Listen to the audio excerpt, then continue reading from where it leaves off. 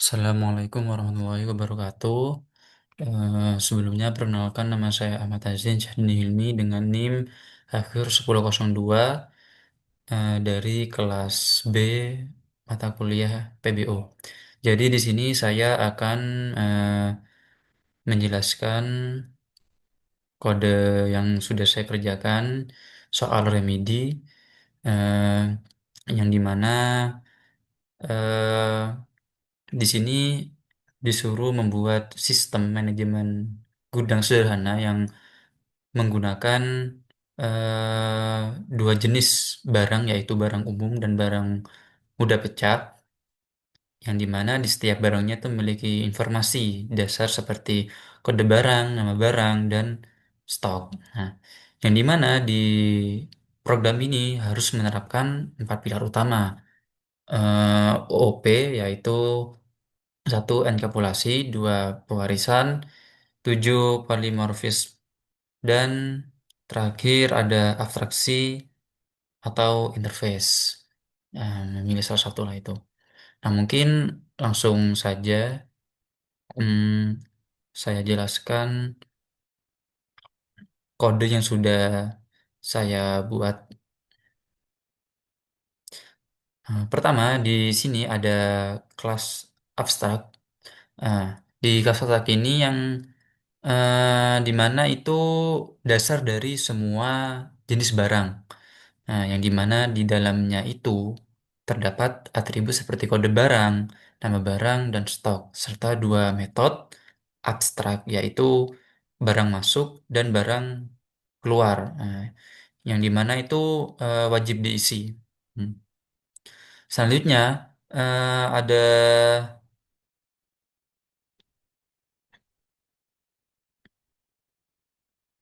ada dua kelas turunan, yaitu barang umum dan barang mudah pecah, yang dimana barang umum ini eh, barang yang biasanya tidak memiliki batasan khusus. Nah, sedangkan di barang mudah pecah, mana di barang mudah pecah. Nah, di barang mudah pecah ini itu memiliki sebuah aturan tambahan, yang dimana misalnya barang mudah pecah itu hanya boleh keluar maksimal itu 10 unit per transaksi. Nah, kemudian itu ada terdapat interface, di sini public interface, yang dimana itu petugas gudang, nah, yang berfungsi sebagai kontrak kerja bagi petugas. Hmm. Di interface ini itu menentukan apa saja sih yang harus bisa dilakukan oleh petugas. Nah, seperti contohnya itu menambah barang, terus mengubah nama barang, mencatat transaksi, terus melihat daftar barang, dan menyimpan sebuah data. Nah, lalu di kelas petugas ini itu mengimplementasikan interface, yang dimana di sini itu petugas dapat menambah barang baru, yang menambah barang baru, terus mengubah nama, melakukan transaksi masuk dan keluar, serta menyimpan data barang ke file CSV. Selain itu, eh, semua aktivitas petugas itu dicatat dalam daftar riwayat agar dapat dilihat kembali.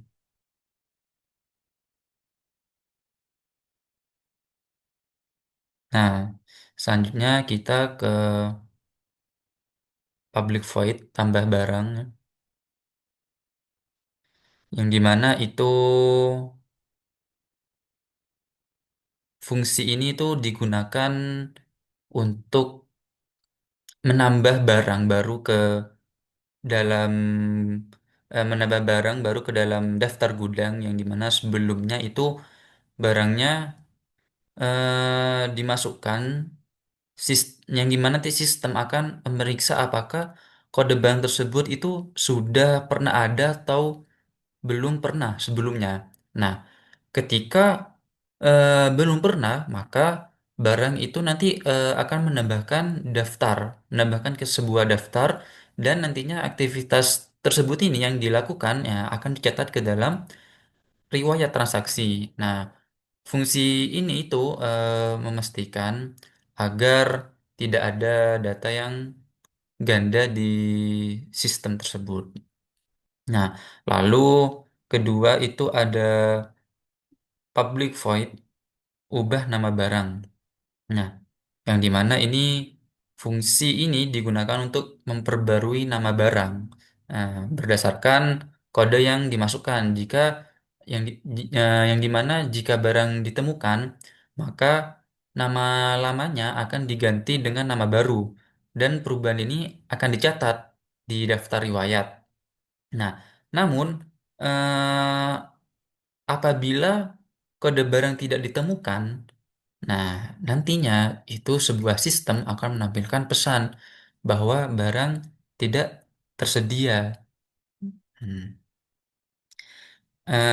Jadi, dengan menampilkan pesan tersebut, petugas bisa melakukan koreksi atau meng-cross-check pembaruan data tanpa mengubah seluruh informasi stok yang ada. Nah, selanjutnya di public void transaksi barang. Nah, yang dimana di fungsi ini itu berperan untuk mencatat aktivitas keluarnya sebuah barang ya, keluar masuk barang ya, yang dimana itu petugas hanya perlu menentukan kode saja sih, kode barang. Jadi seperti jenis transaksi, contoh IN, nah untuk barang masuk, terus eh sorry maksud saya in untuk barang masuk, atau out untuk barang keluar.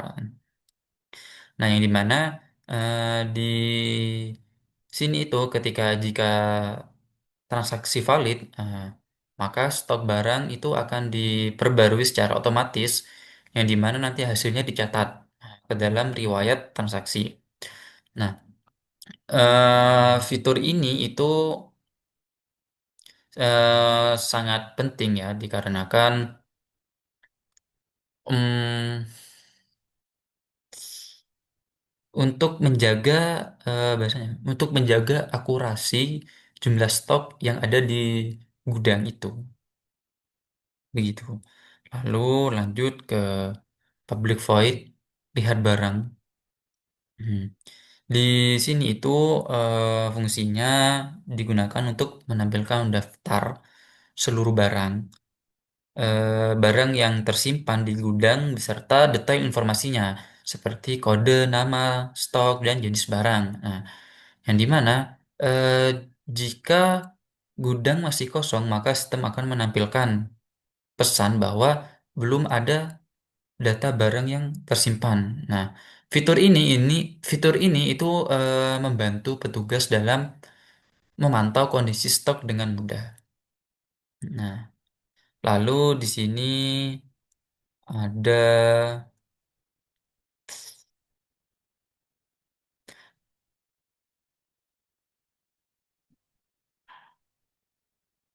eh, ada public void, simpan data. Nah, yang dimana fungsi ini untuk menyimpan seluruh data barang ke dalam file, ke dalam format CSV, yang dimana di dalamnya eh, menggunakan stream writer untuk menulis data ke file agar informasinya itu bisa tersimpan secara permanen di komputer. Lalu selanjutnya ada public static class, ringkasan stok, yang dimana kelas ini itu berfungsi untuk memberikan sebuah ringkasan atau laporan jumlah total stok yang dimana barang itu ada di gudang. Nah, jadi eh, di kelas statis ini tidak perlu dibuat objeknya, karena itu bisa langsung memanggil fungsinya tanpa harus membuat instance terbaru. Hmm. Lalu di dalam kelas ini terdapat satu metode utama yaitu tampilkan total, yang dimana ini fungsinya itu menerima data berupa daftar barang dari kelas petugas, terus kemudian itu sistem nanti akan melakukan perulangan untuk menghitung total dari seluruh stok yang ada pada masing-masing barang. Hmm. Oke, lalu di terakhir ada kelas warehouse. Warehouse. Nah, jadi di sini itu eh, sebuah di bagian ini itu objek petugas itu dibuat yang dimana beberapa barang itu nanti ditambahkan, lalu dilakukan transaksi keluar dan masuk barang. Nah, setelah itu, semua proses nantinya akan selesai, yang dimana program akan menampilkan daftar barang, riwayat, transaksi, serta total stok yang ada di gudang. Jadi, eh, secara keseluruhan, program ini itu menggambarkan bagaimana konsep OOP diterapkan dalam sistem manajemen gudang. Nah, sistem sederhana manajemen gudang. Nah, yang dimana itu setiap bagian kode itu eh, saling berhubungan dan eh, membuat sistem yang terstruktur serta mudah dikembangkan. Begitu.